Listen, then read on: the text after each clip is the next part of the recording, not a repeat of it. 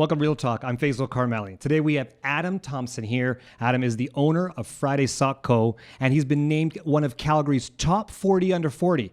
Now I've wanted Adam to come on the show because I want him to explain to all of our listeners and viewers of how hard it is to go from literally one pair of socks to multi-millions in sales. Stay tuned to the end of the episode where Adam is going to give you his best pieces of advice just for you and other business owners looking to grow their business.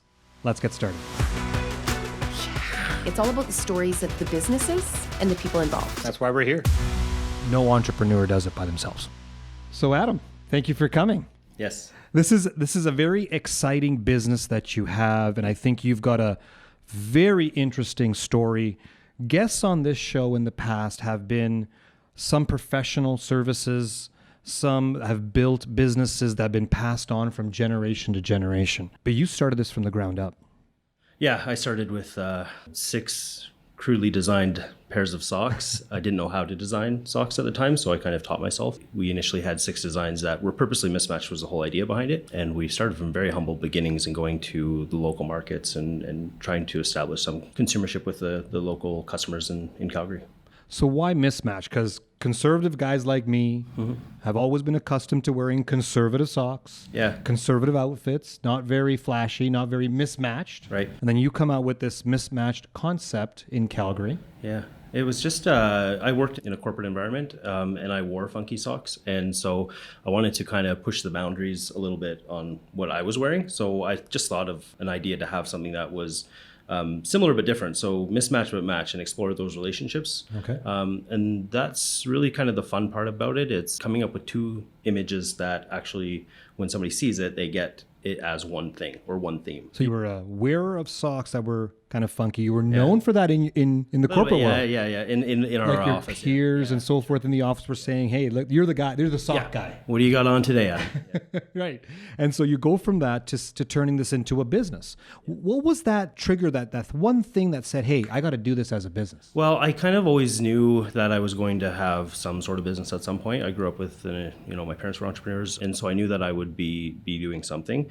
And I get a lot of ideas. And quite frankly, this was one small idea that I said, okay, if I can get this going to a point where we're in X amount of stores, we have this kind of online sales, then I would be able to start another creative business. And my original concept was to have 5 or 6 creative companies that would sustain my livelihood. So live off the proceeds of my imagination is what I was going for. Love it. But it's been 5 years and it's just gotten busier and busier and I haven't actually been able to go explore other things yet.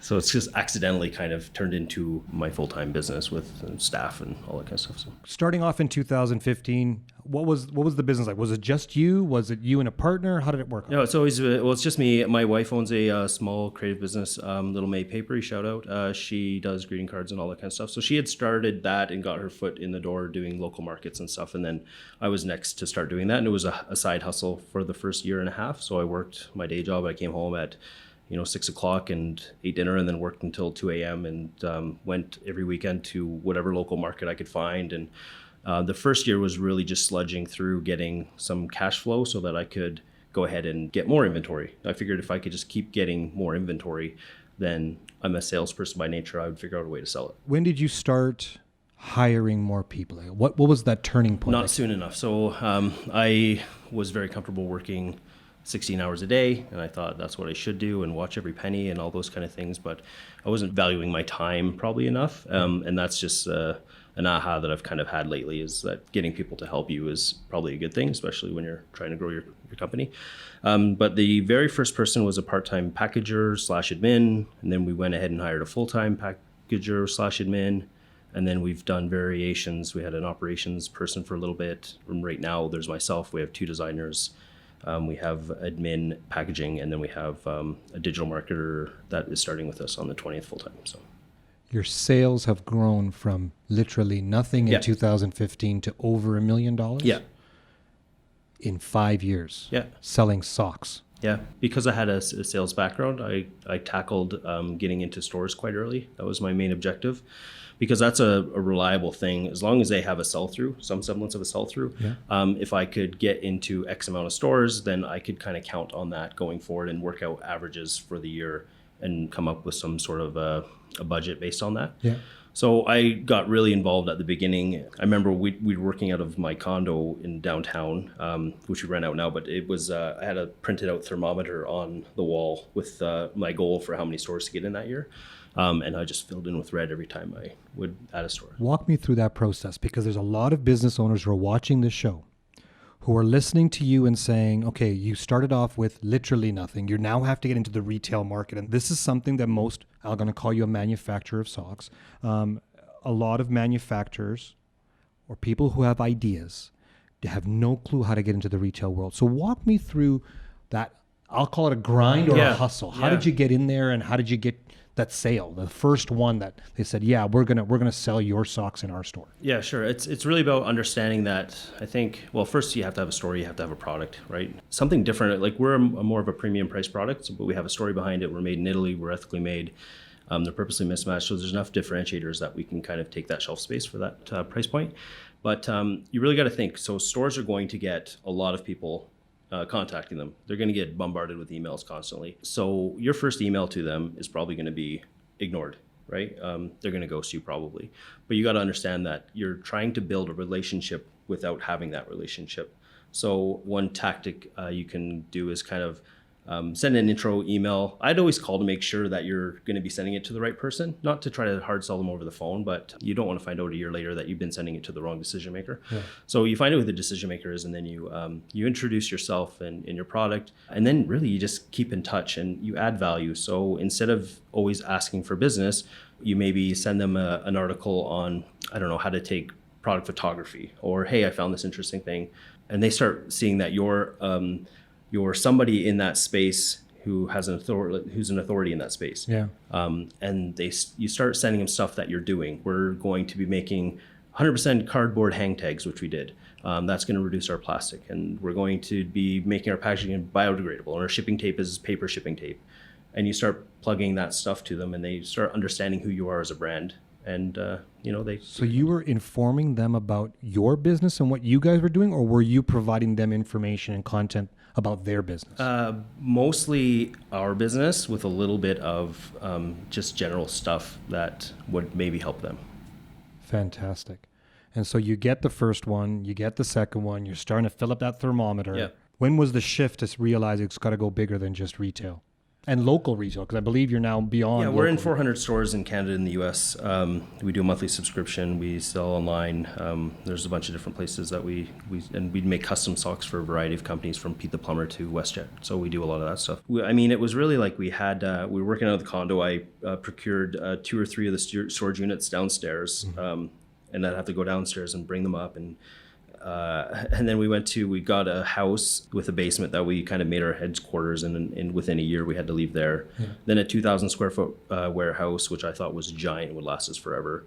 And that's kind of right there was the point. Now we're paying real rent. We're paying rent. We have wages. Okay, now we're a fledgling company. We're the beginnings of a company.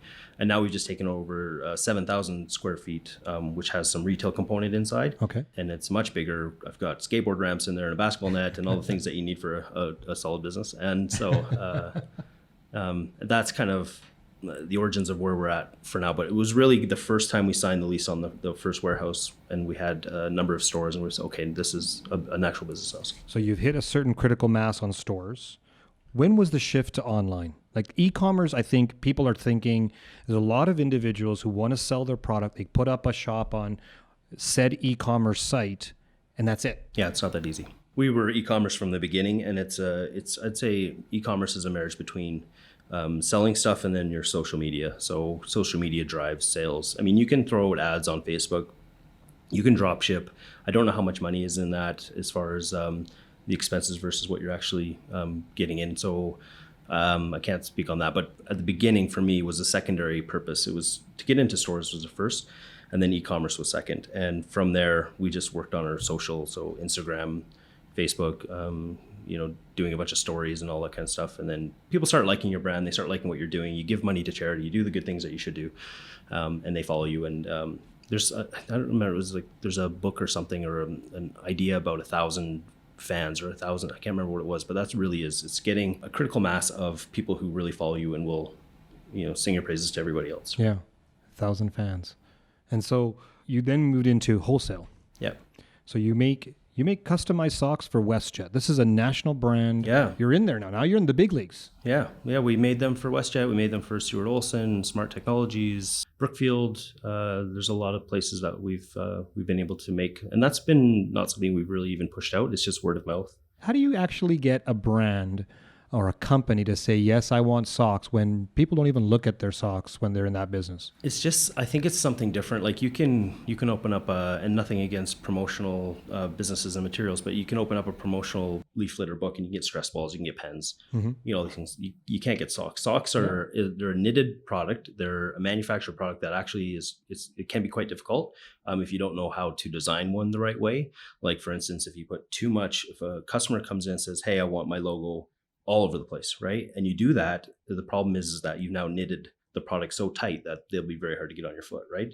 So there's things like that it's the reason why promotional companies by and far stay away from kind of socks. So we're there. Socks are kind of a trendy thing. So, and that'll probably go away eventually, but right now it's a trendy thing. So companies will seek out and find somebody who can do it. You're building this business for the last 5 years, Adam. What are your next set of hurdles? What are you trying to jump over looking out the next 2, 3, 5 years? Right now, it kind of feels like I'm wearing a sweater that's a bit too big because it's a little bit unfamiliar to have the amount of the staff we have and the bigger place that we have. And so it's being more comfortable in my skin where we're at.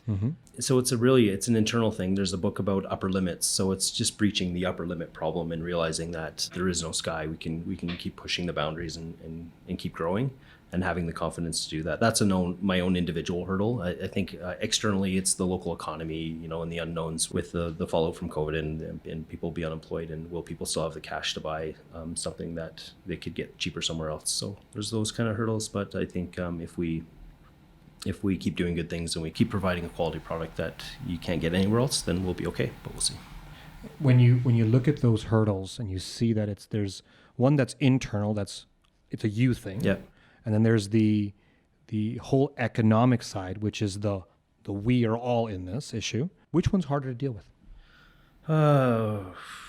Probably the internal, because that's a battle that you're waging war against yourself in, right? So it takes a lot of focused time to think and process and kind of take a bird's eye view of who you are and really look at what you're doing and what you've accomplished. And it's always a struggle with yourself, right? Are you reassessing your values now? No, our values are always been like, do good, have fun, do the right things. All those kind of values are always going to be there. It's more about, for me, it's okay being a bigger business. It's okay to want to take over the world and become a huge giant conglomerate, as long as you're doing good, right? Yeah. So not that we're ever going to be a huge giant conglomerate, but You never know. You never know. You never know. And that's interesting because it's when you get larger, some things that come into an entrepreneur's mind, one is ego. Another one is fear of failure. Yeah. The other part of that also is coming in and saying, is this what I really want? Yeah. My vision was to have a big company that sells socks. But that definition of big is relative. Yeah, and it's so hard because you have an idea of what it's going to be, and then you get into it, and it's not that. It's not that at all. Like when you're little companies like my size, you are still working. You have a job. You have a very important job that is very hard to take time away from. That it's very hard to shut your mind off of. That's when people say to me, it's like, should I start a business? I say no, because you have your weekends, you have your sanity, but when you're driving the boat, you don't have any other capacity for much else. And you have kids and family. Yeah. So how do you balance that though? Because you're grinding. It's a mess. I don't balance it. I just keep working and grinding, and we get through it, and it's getting a little bit better. And that's what it is. There's a light at the end of the tunnel. We're going the right direction, and we know we are. So let's just stay the course. We don't have we're not going to shut up shop. We're going to continue to explore and create and innovate. That's what we want to do. There's going to be a tipping point, at least I hope, where, we get to reap the fruits of our labor. And that's where leveraging of your staff come into place. It opens up capacity for you. Yeah. That's where when the finances kick in, you can afford to take a little bit of time off and spend it for you. I've had many guests on this show that have said to me, the most important part for an entrepreneur is self-health. Yeah. And helping yourself, getting the right tools, making sure you're eating well. We had one guest on our show talking about how yoga helps them, different tactics to get their mind and state. Is it hard for you to disengage? You're going so hard on your business. It's very challenging for me to just turn it off. Yeah, it's impossible. I have a very hard time with it. I come home and I have to put my phone somewhere. Yeah. And I have this underlying kind of feeling of, hey, I am trying to build something for us and our family and their future. But so hold on. Sorry, Ella, I can't talk right now. I've got to finish this email. But you really have to put the phone down, forget it, and then deal with that later, and the world isn't going to explode. Yeah. But I have a hard time. It's an ongoing thing, but I think every entrepreneur feels that. Yeah. Is that pressure between the two, is balancing between the two. And it seems like you've turned the corner, you've seen the light at the end of the tunnel, and you're taking the right steps. We're getting there right now. It'll come. Yeah. You just mentioned in regards to your expectations were different than what reality is. Yeah. What is that? I don't know. I think a lot of people, when I was starting a business, I was working in a corporate environment. I was filling out reports. I was having to answer to certain things that I was responsible for, and that's fine. But it was, for me, it was a bit of a spirit-crushing endeavor because I wanted to go create something. And I just saw that me having my own business is I could sit there and I could create things, and we would sell it, and I would have time. I'd have freedom. I would be able to wear jogging pants or no pants or whatever I wanted to do. And then the reality is that you work so hard and all you do is work. And 90% of what you're doing is the stuff that you didn't want to be doing, and the 10% is the fun stuff. But you can't get to that because you're so busy trying to do everything else. I don't want to do inventory. I don't want to do any kind of bookkeeping. But you have to. You are the only one to do it until you get to a critical point where you can employ the services of other people. But you're in it, and you're working so hard that you don't have time to breathe. And that's what it is. But you're creating something for you. You're bringing something from your brain into the marketplace, and that's super exciting. And that kind of keeps you going at the same time. So it's a weird thing. That's a very interesting piece that you just said, because the 10% is what drove you to go from employee to employer. Yeah. The 90% was the stuff that you didn't, I guess, realize that you had to do, or you didn't take into account. I just don't realize how much of it there is. How much of it? Okay. I didn't realize how much of that stuff I would be having to do. And so you're listing a product on a website, but you have 5 websites. So now you got to list that product 5 different ways, and you don't have time to seek out an app that'll do it for you. And so you just keep doing this, writing product descriptions, all this stuff that you just thought, I just put in a product. No, it takes all day. Does it feel like you're sometimes just running, but realize you're on a treadmill? Yeah, sometimes. Yeah, you're just. It's kind of like Groundhog Day, but it's hard to look at what you've accomplished because you're always in this state of running. So it's important to kind of sometimes look back, and this is really good through photos. You can search back a year or 2 years and what your business was doing then, and it's pretty crazy to see actually how far you've come. I always tell people there are 5 key pillars to a successful business, and I call them the 5 Ps. Okay. So there's people, product, process, passion, and then the last P is get paid. Yeah. You had to hire people. You had to go through, and you probably had to fire people. Yep, I have. What's the one learning outcome you have when it comes to hiring people? I struggle with it. I have a real, that's probably my weakest thing, is that I hire people that I like or that I have a gut feeling about. And it doesn't always work out very well because just because you like somebody doesn't mean in a working environment you're going to actually mesh very well. Yeah. So I've been really getting into personality, so Myers-Briggs, and I outsourced a company called Culture Smith, who put my latest batch of applicants through their identifying questionnaire. So I've identified as a yellow, and so I need somebody in that position who, for instance, is a blue and red. Gotcha. So we did, we got 600 applications. I shortlisted 40. We sent them all through this process, and it baked it down to, hey, here's 8 people, right? And through that process, we hired somebody, and so far it's great. It's been an amazing match that I haven't had in that particular position before. So to answer your question, it's personality for whatever position you're hiring for. It's super important. That's what I found out. Yeah. When you create a product like Mismatched Socks, there's a process you have to go through. What are some of the things that you've learned along the way when it comes to manufacturing that process? If you're manufacturing, there's going to be mistakes made, right? The manufacturer is always going to make mistakes. You might make mistakes in how you designed it. It happens all the time. I would say give some and get some. So if they've made a mistake, shoulder that responsibility yourself a little bit too, even if you don't have to.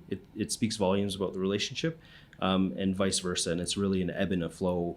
It's establishing that trust so that throughout the process, if something has gone bad, you will fix it together and you'll keep that relationship. It's very easy to say, hey, these socks are a little bit too big. I'm going to go find a new manufacturer. That's crazy. No, just work with the one you have, who you have a relationship with, and get through it together. And then it's been 5 years, so our process right now is pretty seamless. What about your creative side? Where does that come from? I don't know. I'm like very attention deficit. I've always been super, and I think that's probably pretty common in entrepreneur land. But I have a very hard time paying attention. So I've always been super creative as well, and I think that kind of ties in together. Yeah, I just love exploring. So I love, even with the design, it's like, what can we do different? What new thing has never existed that can come from my brain onto a piece of paper, scratched out, and then actually 2 months later pop up as an actual product or stuff in a box or something that is fun. So it's just exciting. Like, I just love creating products. When you start off your business, getting paid is a very challenging thing. Getting into the retail stores, how does that process start off? Like when you're in retail, e-commerce is easy. You sell a product, it comes online, you get your pay. Yep. But on retail, they have to pay you. Yep. There's a time lag. You don't get your money right away. And especially as a starting business, you want your money ASAP. Yeah. So what have you learned along the way to get paid? It's common in our industry to for a new store to pay on shipment for the first order, right? But we're not actually like a maker kind of company. So with maker companies, a lot of them, they'll make goods, they'll hand make goods, and they'll get paid right away for those goods. But we're more of a manufacturing, distributor. So we then would go, okay, you've ordered, you've paid us on shipment, great. And then the next order would be net 30 days, right? Everybody works it differently. But I've really realized that, especially because of COVID, it's a cost of doing business that you're going to lose a few retailers, or you won't get paid sometimes. You try to keep that to a minimum by friendly reminders and follow-ups, as you would in any kind of AR situation. But for the most part, it's like you stay close with them on social, you develop that relationship. They don't want to not pay you. For the most part, they know that we got a young family, and we're a small business, and they're not really going to. I'll probably be the first one they pay. So I would just say that coming to terms with the fact that you're going to not get paid sometimes, it's just a cost of doing business. Work it into your wholesale price. It's interesting, Adam, what you said was when you talk about you've stayed in touch, and there's two ways of staying in touch. It's the notice to payment. I'm sending you a letter saying, please pay me. Yeah. But your retailers know that you're a small business. Yeah. Your retailers know that you're a family man, that you got to pay. That money that comes in puts food on the table. Yeah, we engage with them on social. We like their posts, and we genuinely do like their posts, and we like to hear what their successes are, and we stay close that way, right? And in this day and age, it's you stay in touch with everybody through social, so you form this kind of weird sort of relationship where you're kind of just saying hi to each other every now and then, right? Yeah, that's a different tone, though. Most businesses use social media as an outlet to express themselves, but not keep in connection with their retailers. Yeah, that's probably true, but they should be connecting more and being genuinely interested in what the people who you're mixing with, what they're doing, what they're up to, what their story is, right? It's not enough just to put what you're up to out there. You also should have genuine interest in the people who care about you. Yeah. What would you say is your biggest failure in this business so far? It's probably hiring. I've made some bad hiring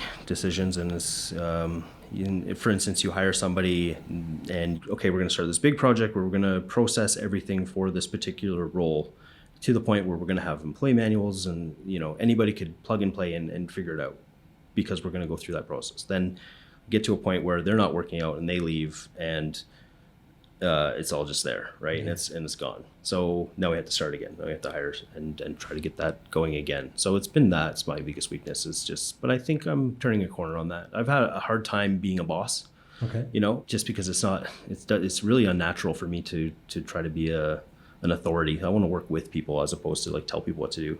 Gotcha. And not that you do have to tell people what to do, but you just have to lead. So this is the shift I'm making, is to become more of a leader, and that goes hand in hand with hiring the right people. How did your connection go to charity? Because there's a lot of businesses who sell products and they don't give a dime to charity. What made you decide that, and which charities are you supporting? What your business does, or your core values of your business, is a reflection of yourself. And I've always been a giving person. I want to help out. I want to do good in the world. So it's just an extension of that. Like, you have people that are like, we're socially conscious business, and that's okay. But I'm just a business who happens to do good things, right? I didn't give money in the first year because we didn't have money to do that. We're trying to build a business. Once you build that business, I think it's responsible to give back to the community that supported you. And we just come up with different ones that we can help. We get an email a day, and we can't help everybody, but the COVID crisis hit, so we supported the food bank because we thought those would be the most vulnerable people would be accessing that program. We've approached so many charities just to like do collaborations with Calgary Reads. There's a whole bunch. And then we give a portion of proceeds. We genuinely want to help and do good things, so that's why we do it. What happens when socks are not as trendy as they used to be? I think you have your brand. That's all you have. So everything becomes commoditized eventually, and all designs will be mimicked or done. And at that point, it's just a race to the bottom on price. But I think if you differentiate yourself enough through quality, through eco-friendliness, through ethical manufacturing, through your brand, your voice, the imagery you put on your social, you become something that people want to associate with. And then price isn't really the issue there. It's more, I want to own this because I want to support that, and I want to vote with my dollars, and I want to support that brand. Sounds like you're talking about a conversion from a nice to have product to I need to have that product. We all need socks. Yeah. And so we all have to choose a manufacturer of socks. Yeah. So they're going to come to you because of all the things you've built. Yeah, and I just want space in the sock drawer. Like, I mean, buy other socks, like, for sure, check them out. There's lots of cool designs out there, but if you own a couple of 2 or 3 pairs of ours, like, there's lots of feet out there. So that's really what we're about. Adam, what are your next set of opportunities? What do you see yourself moving to the next area or product or idea? So many things. So I just sent out an email to all of our the stores, our retail partners, of the things that we're doing. We're coming out with a camp socks collection. So it's like a melange speckled yarn collection that are slightly mismatched. We're doing recycled yarn collections. So it's 85% recycled cotton, Pima cotton mix of recycled with craft hang tags. So that's kind of a new thing that we're doing. Coming out with a laundry box where we put 5 individually mismatched socks in a box. They all go together, so there's 5 socks, 10 possibilities for pairing, and it's called the laundry box. And it looks like a dryer, so you pull and then you pull socks out. It's just like fun marketing initiatives like that, and then we're going to be starting another creative company very soon. And there's a bigger picture idea there where we become more of a I don't know what you'd call it. I don't know if it exists, but we're kind of a brand that has multiple creative companies using the economies of scale to get into the stores that we're in and to utilize our infrastructure and as far as shipping and our knowledge. What's interesting is I haven't heard you say other products, because at points in time, like where you're at in your business, many business owners will say, okay, now let's spread our wings further. Let's go into ties and let's go into shirts or whatever it may be. You haven't said that. No, we're being very careful with that. We've been doing socks and only socks for 5 years. We haven't gotten to boxers. We haven't gotten to briefs and t-shirts. We just want to do as much as we can in socks. That's what we're good at. That's what we're known for. We don't want to resource capital to do something else that may not work. So we're being very careful with it. But I do want to start something new that I believe will work. So it's just a question of we have it nailed down. We have the people in the right seats. Let's now slowly explore this next idea. Why is it that you're still laser focused on this? Why not spread out at this point in time? I think there's danger in trying to catch purple squirrels or shiny objects everywhere. If you chase a rabbit, you might catch it, right? But there's a lot of value in continuing to do what you are good at, what you're known for, and really becoming better at that in every way. For all the business owners that are watching today, give me 3 pieces of advice you'd like to give them. Don't do it. Go do something else. Work for a company. Don't start a business. But seriously, I would think watch your money in the beginning. save every single penny. Do you really need postcards? Do you need to put your logo on something and buy 12 of them? That money is fuel for your business, so put it all back into product. Hire earlier than you think you need to. Have that faith and confidence that you've been growing, you're going to continue to grow. And the third one would be do good things. If you have support from your community, if you have support from the people who are buying your product, then reinvest that back into initiatives that are doing good in the world. Thanks for coming in, Adam. Thanks for having me. If you want more real talk and tips to help you succeed in your business, subscribe for the latest updates. Thank you for joining us. We'll see you next time.